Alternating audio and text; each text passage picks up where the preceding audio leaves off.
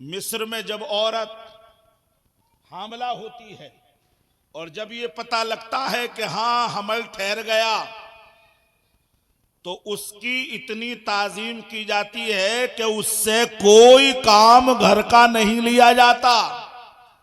हल्का फुल्का खुद से कर दे तो कर दे, कोई काम उससे नहीं लिया जाता।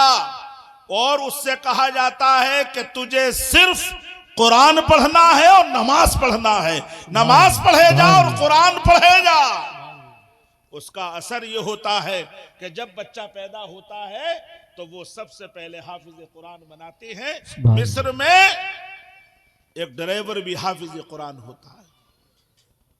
आप अभी उस आंख से नहीं देखते हाफिज कुरान को, कारी खुशलहान को, आलिम दीन को, कि जो उसकी फजीलत अल्लाह और उसके रसूल ने बयान फरमाई। लिहाजा अजान दो, अजान बच्चे के पैदा होने पर आतिशबाजी बिल्कुल ना करो। और जब वो 7 दिन, 11 दिन, 21 दिन का हो जाए तो अकीका करो, छठी कुछ नहीं। हमारे यहां छठी नहीं है, अकीका है, अकीका करो। अब अकीका होता भी कब है? कभी अकीका होता है 12 साल के का, कभी 20 साल के का, कभी जब शादी होती है तो जो जानवर खाने के लिए ज़िबा किया जाता है, दावत में खाने के लिए, उसी जानवर में मिलाकर अकीका कर दिया जाता है। अल्लाह के बंदो, शैतान तो पैदा हो गया, पैदा होते ही उसके साथ उसे गुमराह करने, उसे दिक करने, परेशान करने, उसे बहकाने, वरगलाने, और अकीका कर रहे हो नबी की सुन्नत में इतनी देर। कोई हद है ताखीर की कि 11 साल में, 12 साल में, 20 साल में अकीका हो रहा है। आका फरमाते फअहरीकू दमा, वो जो शैतान पैदा हुआ है वो खून का प्यासा है, खून का प्यासा है। इस पैदा होने वाले बच्चे की तरफ से खून बहा दो, जानवर ज़िबाह कर दो, ताकि उस शैतान की प्यास बुझ जाए और ये बच्चा महफूज रह जाए। अकीका करो। 7वें दिन क्यों नहीं हुआ? 11वें दिन क्यों नहीं हुआ? 21वें दिन क्यों नहीं हुआ? 10 साल तक अकीके को हमने डिले किया, 20 साल तक अकीके को टालते रहे। एक सुन्नत को इतनी देरी तक मौखर करना। पेटी लाने में तो देर नहीं हुई, जैसे बच्चा पैदा हुआ रामपुर से पेटी आ गई, उसके लाने में तो देर नहीं हुई। तीर अंदाजी करने में तो देर नहीं हुई, अकीके में इतनी देरी। अकीका सुन्नत है, अकीका करो। एक बच्चे की, लड़के की पैदाइश में 2 बकरे ज़िबाह करो, लड़की की पैदाइश में 1 बकरी ज़िबाह करो। इसके उल्टा भी कर सकते हो, लड़के की पैदाइश में बकरी भी ज़िबाह कर सकते हो। 2 ना हो तो 1 ही कर दो, उससे भी सुन्नत अदा हो जाएगी, समझे। लेकिन अकीका जरूर करो। एक काम बिल्कुल खत्म हो गया, अवाम तो अवाम, खवास से भी खत्म हो गया। और कुछ दिनों बाद लोग उसे पढ़े लिखे भी समझ नहीं पाएंगे कि ये है क्या? तहनीक। बिल्कुल नया लफ्ज लगता है किसी का कहीं बयान करो तो। जैसे ही बच्चा पैदा हो, आका के जमाने में सहाबाए किराम के यहाँ जब बच्चे पैदा होते तो वो नहला के जल्दी आका की बारगाह में लेके आते और कहते, आका अपने इस गुलाम का, नन्हे से गुलाम का नाम तजवीज फरमा दीजिए। मेरे आका नाम रखते, प्यारा सा नाम रखते, और प्यारा सा नाम रखने के बाद तहनीक फरमाते। खजूर चबा के, कोई मीठी चीज चबा के और अपने लुआबे दहन में घोल के उसे, वो लुआबे दहन उस बच्चे के मुंह में डाल देते। कैसे खुशनसीब बच्चे थे वो, जिनके मुंह में सबसे पहले मेरे आका का लुआबे दहन जाता था। सुभान अल्लाह, सुभान अल्लाह। अपने बुजुर्गों के पास लेके जाओ, हाफिजों के पास, इमामों के पास, आलिमों के पास, बुजुर्गों के पास, कि ये आपका गुलाम है, इसकी तहनीक फरमा दीजिए, ताकि बच्चे में अखलाक करीमाना हो, खुश अखलाक हो, शीरी अखलाक हो, उसमें मिठास पैदा हो उसकी गुफ्तगू में। ये कीजिए और अकीका जल्दी कर दीजिए और बाल उतरवाइए, उन बालों के बराबर सदका दीजिए। कब उतरते हैं बाल, कब होता है मुंडन, खीलें बटे ना बटे, गीत नहीं गबने चाहिए, समझे, सिर्फ और सिर्फ अकीका हो जो सुन्नत रसूल है। इसके साथ साथ जब हम अकीका करें और चांदी खैरात करें बालों के बदले उसके वजन के बराबर, और उसमें हम गरीबों को भी पूछें खाना खिलाने में, अमीरों रिश्तेदारों को भी पूछें, सबको खाना खिलाएं, और ये काम जल्द से जल्द करें, ताकि इसके साथ पैदा होने वाला शैतान, इसका करीन, कहीं इस पर सवारी न काट ले। इसमें देर नहीं होनी चाहिए। उसके बाद नाम तुम भी अगर अपनी तरफ से रखो तो रख लो, मगर तुम्हें कम से कम इतना तो करना चाहिए, नाम तुम ही तजवीज कर लो, जो भी करो, लेकिन नाम अपने आप मत बताओ किसी को अगर लिखवाना है तो।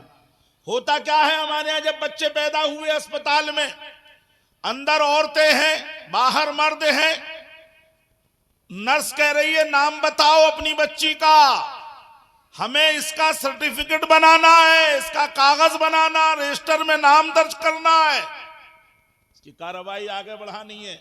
हमारी माँ बहनें बैठी हैं वहां, उन्होंने कह दिया कि रख दो नाम जैनब, बड़ा प्यारा नाम है जैनब, उन्होंने बताया कि रख दो जैनब। अब वो नर्स जो है वो तो उर्दू पढ़ी हुई है नहीं, वो अरबी और फारसी पढ़ी हुई है नहीं, उसने इंग्लिश में जे से लिख मारा जैनब, हिंदी में जा से लिख मारा जैनब। लड़का पैदा हुआ, कह रहे भाई क्या नाम रखा जाए, कि रख दो नाम साकिर अली, बड़ा प्यारा नाम है शाकिर। हमने कहा भाई रख दो नाम साकिर अली।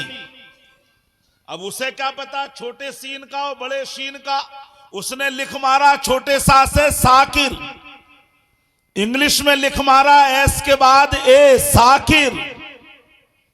उसे क्या पता हमारे आपके नाम सब उर्दू अरबी फारसी में है, तो कम से कम नाम अगर हमसे नहीं रखवाते मत रखवाओ, तुम ही रख लो जो तुम्हें पसंद हो, लेकिन किसी इंग्लिश दां और उर्दू दां से, जो अच्छा उर्दू पढ़ा हुआ हो और इंग्लिश भी जानता हो, हिंदी भी जानता हो, उससे कह दो हम अपने बच्चे का नाम शाकिर रखना चाहते हैं, या हम अपने बच्चे का नाम जो है, अपनी बच्ची का नाम जैनब रखना चाहते हैं, तुम लिख दो, इसे उर्दू में भी लिख दो और हिंदी में भी लिख दो और इंग्लिश में भी लिख दो, तीनों जबानों में उससे लिखवाओ, और लिखवा के जैसा इंग्लिश में और हिंदी में उसने लिख के दिया हो वैसा ही उस नर्स को दे दो, कि जैसे हिंदी में और इंग्लिश में इसमें लिख रहा है इस पर्चे में, ऐसा ही लिख लो अपने सर्टिफिकेट में, तो आपकी पहली आईडी बढ़िया हो जाएगी। जी बेशक।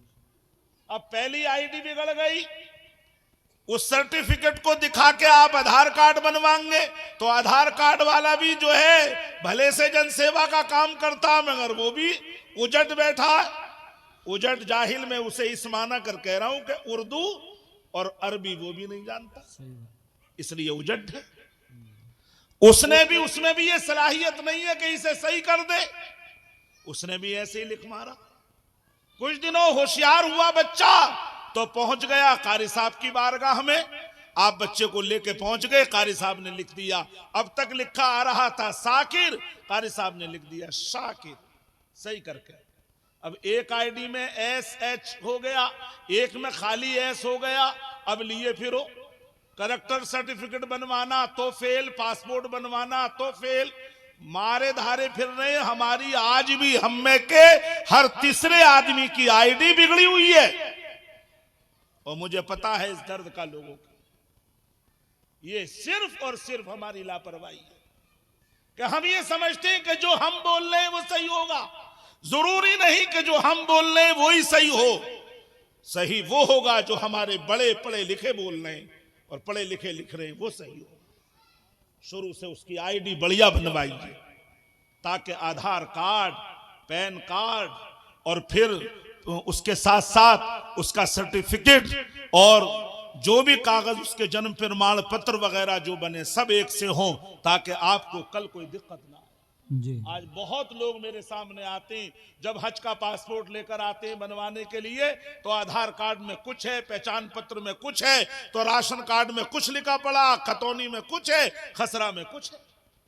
ऐसे धक्के खाते रहोगे और ये वबा, ये वबाल, ये मुसीबत, झंझट जब तक दूर नहीं हो सकता, जब तक कि आप दीनी तालीम नहीं पढ़ेंगे और नहीं पढ़ाएंगे। बेशक बेशक हक है। दुनिया की कोई यूनिवर्सिटी आपका शीन आप दुरुस्त नहीं करती, सिवाय इन मकातिब इस्लामिया के और इन मदारिस इस्लामिया। बेशक हक। कहीं कोई बता दे कि किसी यूनिवर्सिटी में शीन काफ जाल वा का कोई फर्क सिखाया जाता हो। ये हमारी ही दीनी यूनिवर्सिटियां हैं जिसमें ये सब कुछ सिखाया जाता है। जब तक कारी साहब के यहां बच्चा जाकू जाना कहने लगेगा, वो सीन पे नहीं पहुंचेगा। और ये कमी हमारी रह जाती है। तो हम में के कितने ऐसे हैं कि नमाज भी पढ़ा रहे हैं और कुरान पढ़ना नहीं आता। सही बात है। कितने ऐसे हैं, बहुत से प्रोफेसरों के लिखे हुए खत मेरे पास आते हैं तो लिखा हुआ होता ताहिरुल कादरी। कैसे? पढ़े लिखों की बात कर रहा हूं, आप लोगों की नहीं, पढ़े लिखों की। और एक बात बता दूं, यहां मेरे आका के मानने वाले हैं आप और हम, मगर मैं कैसे मान लूं कि हम आका के मानने वाले हैं? कैसे मान लूं? उम्मत का हाल यह है कि अगर उसके नाम में 4 जुज हैं तो एक नामे मोहम्मद है, 3 और हैं, तो और जितने जुज हैं वो पूरे लिखेगा।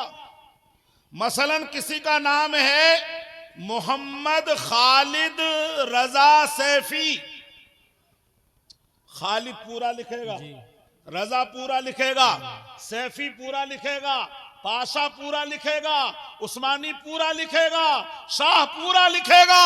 और जब मरेगा तो यहां आके मरेगा कि मेरे आका की शान, मेरे आका के नामे नामी इसमें गिरामी मोहम्मद की जब बात आएगी तो उसका बना देगा कोड MOHD। सही बात है, हक बात है। आका के नाम का कोड कितने मुसलमान बना रहे? MOHD। कोई मुझे बता दे MOHD का नाम मतलब हो मोहम्मद?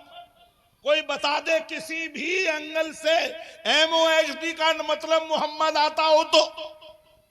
और सितम वाला सितम ये कि इंग्लिश में तो बनाया जा रहा है धड़ल्ले से कोड, इंग्लिश में भी बना दिया मालिक के मौ।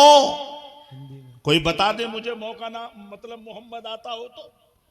रसूल के मानने वाले हो, चले हो आई लव मोहम्मद का नारा लगाने। पहले ये तो देखो हमारे नाम में जितनों के साथ मोहम्मद लगा हुआ है उनमें कोड कितना बना रहे हैं बैठे बैठे। अपनी आईडियो में देख लो, अगर 100 लोगों के साथ मोहम्मद लिखा हुआ है नाम में तो 90 के साथ MOHD लिखा हुआ है। सही बात। किसने सबक दिया भाई आपको? ये उस्मानी पूरा लिखोगे, पाशा पूरा, तुरक पूरा, सैफी पूरा। और जब मेरे आका के नामे नामी इसमें गिरामी की बात आई तो MOHD और मौ। सोचो मेरे भाइयों, कभी भी मोहम्मद को अधूरा मत लिखो और MO से मत लिखो, MU से। मोहम्मद, मात्रा छोटे ऊ की लगे, मुहम्मद, मोहम्मद नहीं, है मजहूल है। मारूफ पढ़ते हैं हम, मारूफ पढ़ाते हैं। अल्हम्दु लिल्लाही, अल्हम्दुलिल्लाह नहीं पढ़ते हम, ये मजहूल है, ये मना है पढ़ाई। तो जब मेरे आका का नामे नामी लिखो तो पूरा लिखो, MUHAMMAD। और नामे मोहम्मद का अदब ये भी है कि हम मोहम्मद जिस जबान में भी बोलेंगे, डाल ही बोलेंगे, डाल नहीं बोल सकते। जिन्हें कहां कहां से लफ्ज गढ़ लिए, जिन्हें कहां कहां से इस्तिलाहें बना ली। ताज्जुब है, एक इस्तिलाह बनाई गई है कि इस गांव में मोमडन कितने, धड़ल्ले से बोला जाता मोमडन कितने, भाई तुम्हें मोमडन वोट कितने मिल रहे, कहां से बना भाई ये लुगत, कौन सी लुगत से देखा, कौन सी डिक्शनरी से आपने मोमडन सुना। और सितम वाले सितम ये कि इसके बरक्स बोला जाता है नॉन मुस्लिम। उधर नॉन मोमडन नहीं बोलते, उधर बोलते हैं नॉन मुस्लिम, और इधर मुस्लिम कहते हुए क्या मुसीबत है, इधर बोलते हैं मोमडन। जब इसका ही उल्टा बोलेंगे, इसकी जिद बोलेंगे, तो क्या बोलेंगे, नॉन मुस्लिम। अहले इल्म तवज्जो दें, नॉन मुस्लिम लिखते बोलते हैं और मुसलमानों को कहते हैं मोमडन। मेरे आका का बिगाड़ा हुआ नाम है। मोहम्मदी कितने हैं इस गांव में, मोहम्मद वाले कितने हैं ये कहो, और कुछ ना कहो तो ये तो कह दो मुसलमान कितने, और इंग्लिश में बोलना चाहो तो कह दो मुस्लिम कितने, सही बात। और नॉन मुस्लिम कितने। कभी मत बोलना मोमडन, जानबूझ के बोला तो ईमान जाने का खतरा है। मेरे आका का नामे नामी बिगाड़ा तो इसलिए अच्छा सा नाम रखो, और अपना बोला हुआ मत बताओ, किसी पढ़े हुए के लिखा हुआ बताओ, कहीं भी के ऐसा लिखो। और जब एक आईडी सही बन जाए तो उससे कह दो जनसेवा वाले से, वो इतना जाहिल है कि अगर तुम मोहम्मद पूरा भी लिख के लेके जाओगे तो इतना हरामी है वो कि उसकी भी वो कोड बना के MOHD कर देगा। सही बात है। जब तक ये नहीं कहोगे कि जैसे इसमें लिख रहा पूरा मोहम्मद ऐसे ही लिखना, तो लिखेगा जी। ना, तो मोहम्मद को पूरा देख के भी उसका MOHD कोड बना देगा और हिंदी में मो बना देगा। प्यारा सा नाम रखो, और जब बच्चा थोड़ा सा होशियार हो जाए तो उसे सबसे पहला सबक दो अल्लाह अल्लाह का। जैसे ही वो बोलना सोचे, बोलने की उम्र में आए, जबान खोले, तो पहला सबक दो अल्लाह अल्लाह का। और जब वो मिलमा जुमले बोलने लगे, जुड़वा जुमले बोलने लगे, तो उसे दूसरा सबक दो ला इलाहा इल्लल्लाह मुहम्मदुर रसूलुल्लाह का। सल्लल्लाहु अलैहि वसल्लम। इतने बड़े इंग्लिश ना हो रहे हो कि बच्चे को सिखाई जा रही है इंग्लिश की गिनती 1 2 3, ओके बोके, टाटा बाटा। तुम ही हो ऑक्सफोर्ड यूनिवर्सिटी से पढ़े हुए, कोई जानता ही कब है इंग्लिश। बहुत अच्छी बात है हजरत। अल्लाह अल्लाह नहीं सिखाते, 1 2 3 सिखाते हो। तुम्हें ज्यादा फिक्र है औरों की जबान सीखने की। अंग्रेज दूसरी जबान बिल्कुल नहीं जानता, अपनी लिखता, अपनी बोलता है, अपनी का पीछा नहीं छोड़ा, सारी दुनिया को पीछे कर दिया अपनी जबान को, सबको सीखने पर मजबूर कर दिया। अपनी छोड़ी ही नहीं, अपनी का पीछा छोड़ा ही नहीं। हमने छोड़ दिया अपनी का पीछा, हम औरों के गुलाम हो गए। आज कहा जाता, अगर ये एक बार कहा जाएगा कि दीनी तालीम भी जरूरी है, तो 9 बार मुसलमान ही कहता है अरे भाई हिंदी इंग्लिश भी बड़ी जरूरी है, हिंदी इंग्लिश बड़ी जरूरी है। ये बात 9 बार कहेगा। मैं एक जगह तालीमी सेमिनार में गया तो जो प्रोफेसर आए वो यही कहे, जो प्रोफेसर आए वो यही कहे अरे भाई हिंदी इंग्लिश बड़ी जरूरी है, इंग्लिश बड़ी जरूरी है, हिंदी बड़ी जरूरी है। जब मेरा नंबर आया, 5-5 10-10 मिनट मिल रहे थे बोलने के लिए, मेरा नंबर आया तो मैंने कहा मन की दुनियावी तालीम के ऊपर आप लोगों ने बड़ी अच्छी रोशनी डाल दी कि हिंदी इंग्लिश बड़ी जरूरी है, बहुत ज्यादा जरूरी है हिंदी इंग्लिश। तो अब मुझे आप ये बताइए कि ये ज्यादा जरूरी है, तो फिर कुरान की तालीम क्या है, हदीस की तालीम क्या है, ये बड़ी जरूरी है। और दीनी तालीम, कलमा पढ़ना आए या ना आए, वुजू का तरीका आए या ना आए, नमाज पढ़ना आए या ना आए, हिंदी इंग्लिश बड़ी जरूरी है। हम कब कहते हैं कि हाफिजी बनाओ अपने बच्चों को, हम कब कहते हैं कारी बनाओ, हम कब कहते हैं आलिमी बनाओ, लेकिन इल्म हाल जरूर सिखाओ। सबसे पहले बच्चे को अल्लाह अल्लाह सिखाओ, और दूसरा सबक ला इलाहा इल्लल्लाह मुहम्मदुर रसूलुल्लाह। और जब वो 4 साल 4 महीने 4 दिन का हो जाए तो उसकी तस्मिया ख्वानी का प्रोग्राम करो, किसी अच्छे कारी के उसे हवाले करके कहो कि इसकी बिस्मिल्लाह पढ़वा दीजिए। वो बिस्मिल्लाहिर रहमानिर रहीम पढ़वागा और उसे कुछ दुआएं कहलवागा, अलिफ से या तक की तख्ती कहलागा, और फिर उसे बाकायदा रोजाना मकतब भेजते रहो। सबसे पहले उसे दीनी तालीम से आरास्ता करो। उसके बाद जो जज़ाकल्लाह जिस चीज की जरूरत पड़ती जाए वही चीज उसे सिखाते रहो। और जब वो कारोबारी हो जाए तो उसे ये बताओ कि कौन सा कारोबार जरूरी है, कौन सा जायज है, कौन सा नाजायज है, किसमें हलाल है, किसमें हराम है, सब बातें उसे बताओ। और खास तौर पर ये जो हमने हर फर्ज को पीछे करके नफल को आगे बढ़ा दिया है, इस पे जरा गौर करो।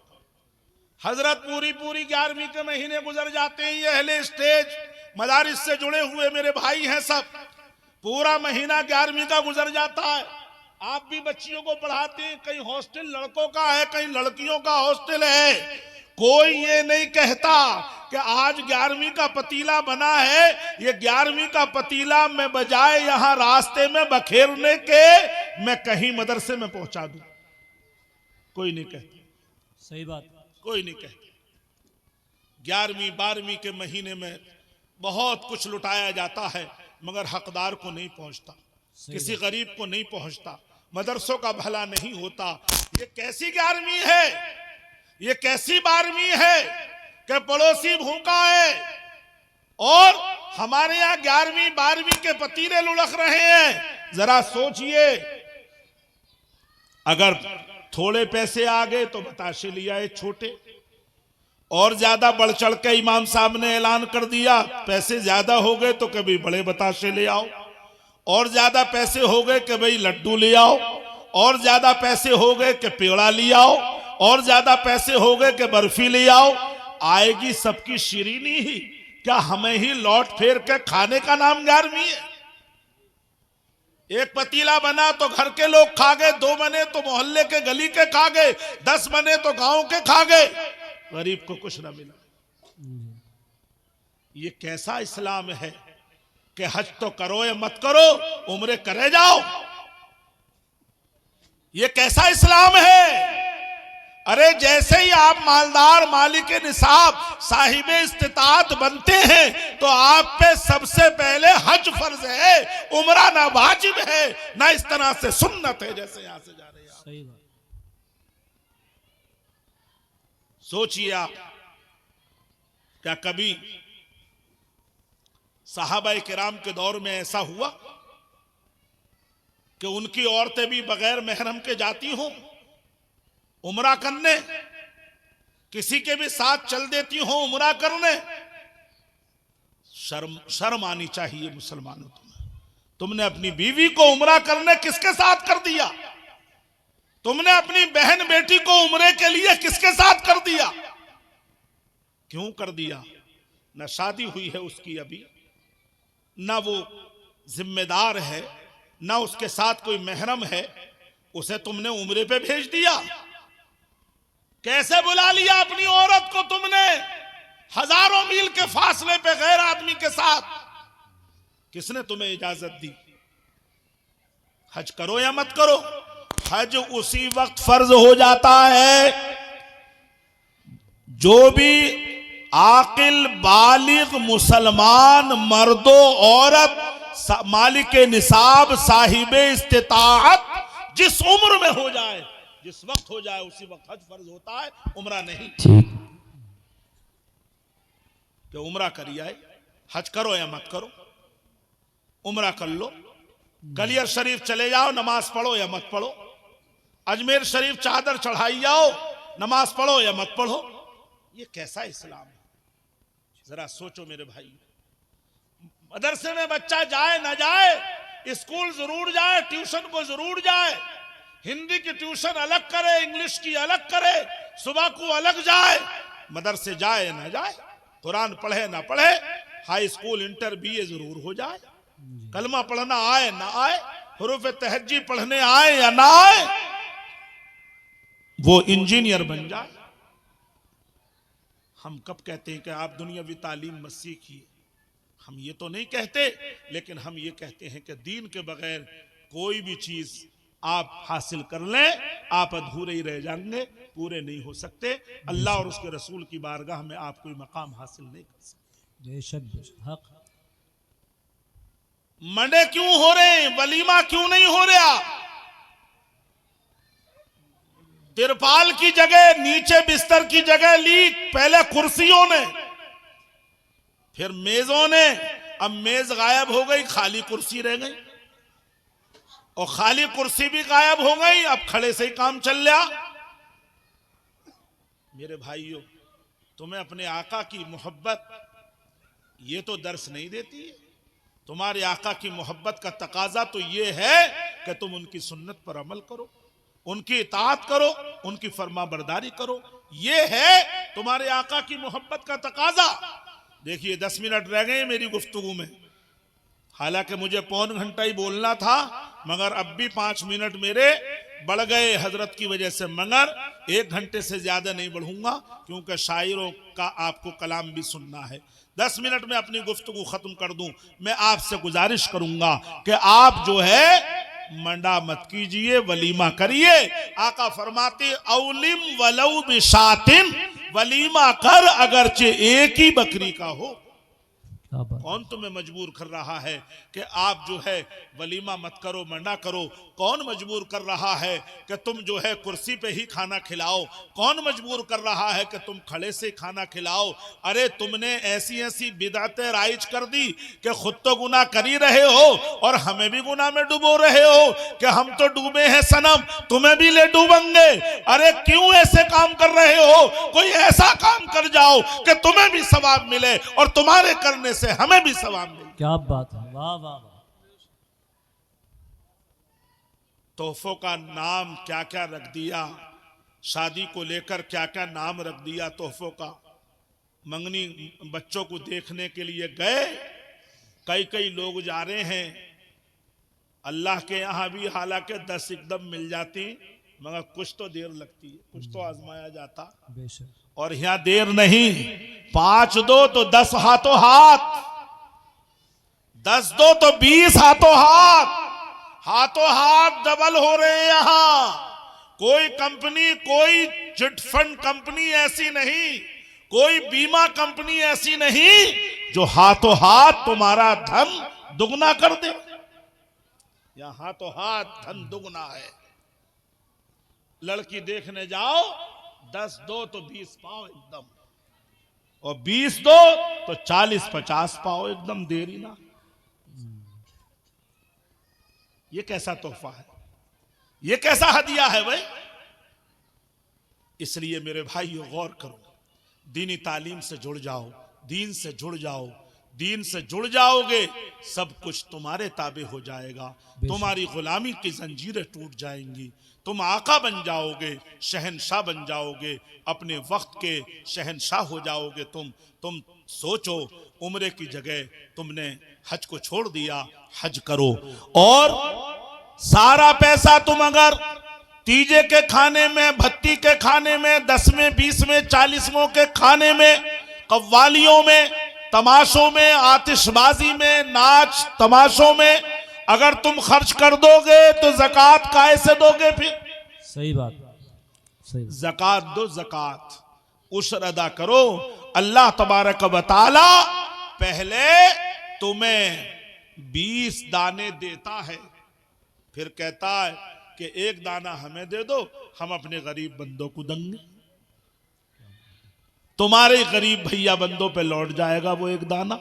पहले 20 देता है और सब तुमसे लेते हैं, अल्लाह देता है। बेशक साल में एक बार ज़कात का हुक्म दे रहा है और ज़कात जब ही लेता है पहले 40 रुपए का आपको मालिक बनाता है। 7.5 तोले सोना या 52.5 तोले चांदी का आपको मालिक बनाता है, या इसके बराबर का पैसे से आपको मालिक बनाता है, या सामान्य तिजारत से आपको मालिक बनाता है। न सीमा शुल्क लेता है, न मंडी शुल्क लेता है, समझे, न सेल टैक्स लेता है, न जीएसटी लेता है, न इनकम टैक्स लेता है, न कोई खराज लेता है, कुछ नहीं लेता। पहले अपनी रहमत से देता है 20 दाने, फिर 1 दाना लेता है। पहले अपनी रहमत से 40 रुपए देता है, फिर 1 रुपया लेता है, और वो भी लेके हमारे ही भैया बंदों पे लौटा देता। बेशक बेशक हक। पतीला 11वीं का बने ना बने, 12वीं का पतीला बने ना बने, उस्र जरूर निकले खेती का। सोने चांदी माले तिजारत रुपए पैसे की ज़कात जरूर निकले।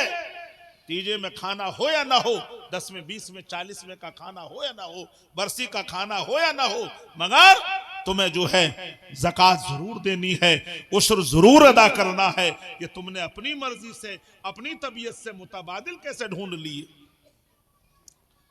मजार बने ना बने, मदरसे बनने चाहिए। मस्जिदें आलीशान हो, ताजिए बने ना बने, मस्जिदों के आलीशान मीनारे होने चाहिए। समझे, जो उसकी तुम्हारे दीन की एक पहचान है, तुम्हारी सच्चाई की एक अलामत है। इसलिए मेरे भाइयों, मैं अपनी गुफ्तगू यहीं समेटता हूं। कहां हैं हाफिज रियाजुल साहब? लिहाजा आप हजरात मेरी इस गुफ्तगू पर तवज्जो दें, और रहे ये प्रोग्राम, तो इन प्रोग्रामों को भी हम मुख्तसर करें। सही बात है। मुख्तसर करें। रात में ज्यादा देर तक के प्रोग्राम नहीं होने चाहिए। हमारी अक्ल में नहीं आई, हमारे दुश्मनों ने समझ ली ये बात। मगरिब से इशा के बाद तक के 10 बजे तक के वो प्रोग्राम करते हैं, ना हुकूमत के आगे परमिशन लाने की ज़रूरत है। मैक अंदर अंदर लगाया करो, मैक बाहर नहीं लगने चाहिए।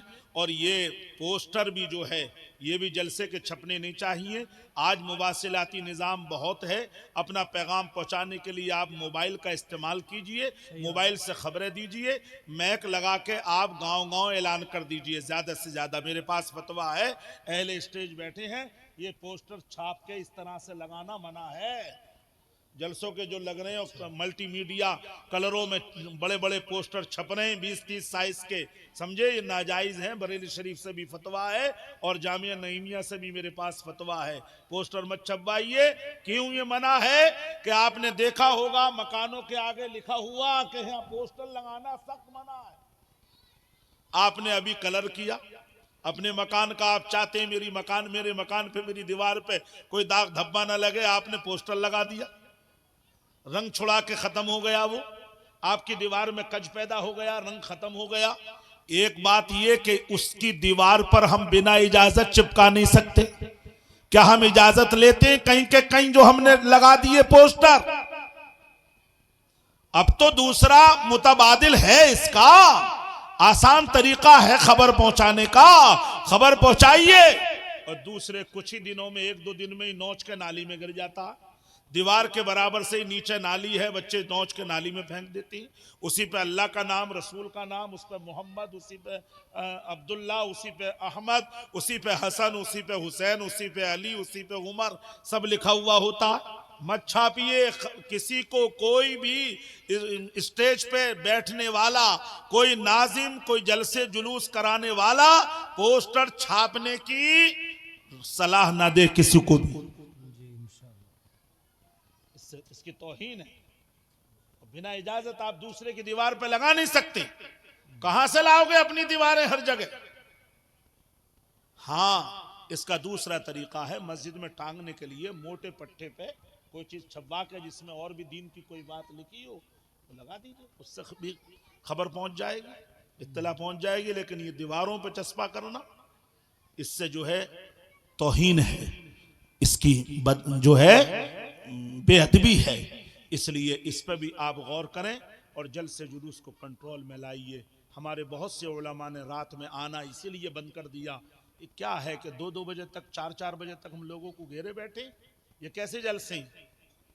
जल्द से जल्द प्रोग्राम हो, मगरिब के बाद शुरू हो और 10 बजे के अंदर अंदर हो जाएं।